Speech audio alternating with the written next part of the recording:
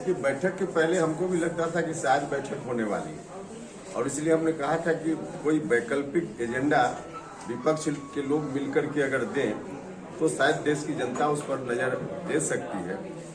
अब इन लोगों का था कि नरेंद्र मोदी जी को हटाना है, इसलिए हम लोग एक साथ हो रहे हैं। भाई हटाने के बाद आपका क्या एजेंडा है, इस पर तो बात होनी चाहिए। तो सकारात्मक आधार पे कोई बात होने वाली है ऐसा मुझको लगता था, लेकिन बैठक में हुआ क्या? बैठक में इन चीजों पर तो कोई चर्चा ही नहीं हुई। बैठक में हंसी मजाक, शादी क्यों नहीं कर रहे हैं फलाने नेता, दाढ़ी क्यों उन्होंने बढ़ा ली, इस पर हंसी मजाक करके बैठक समाप्त हो गई। बैठक का कोई नतीजा न कल निकला न आगे निकलने वाला है। हाँ, तारीख इन लोगों ने तय की है कि बहुत गर्मी चूंकि बिहार में पड़ रही तो अब शिमला में बैठक करेंगे ताकि वहां कुछ आराम किया जाए। तो बस मनोरंजन के लिए कल की बैठक थी और मनोरंजन के लिए आगे भी बैठक होगी, क्योंकि इन लोगों के पास कोई एजेंडा ही नहीं है।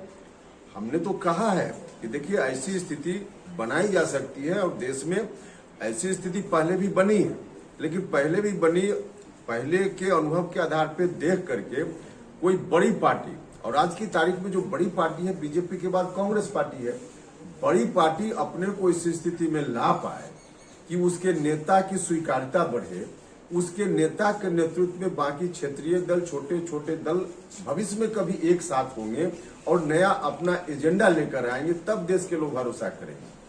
अभी फिलहाल कांग्रेस पार्टी के नेता भी उस रूप में अपने को परिपक्व नहीं बना पाए। फ्यूचर में कभी होगा तब स्थिति बन सकती है। फिलहाल 2024 तक जो मामला है, 24 में तक कोई चुनौती नरेंद्र मोदी जी के सामने नहीं है। ये लोग कुछ भी कर ले, उसका कोई नतीजा न निकला है न निकलेगा। अरविंद केजरीवाल और ममता बनर्जी की भी नाराजगी सामने दिख गई। हाँ बिल्कुल, उसमें तो सुनने को यह भी आया कि आरजेडी के एक बड़े नेता ने क्या क्या कह दिया केजरीवाल जी के बारे में। अब आपस में ही एक दूसरे के खिलाफ जो सिर पिटोल की स्थिति पहले से रही है, बैठक में चाय पीने के लिए इकट्ठा हुए और बाद में फिर उसी तरह की बयानबाजी हो रही है।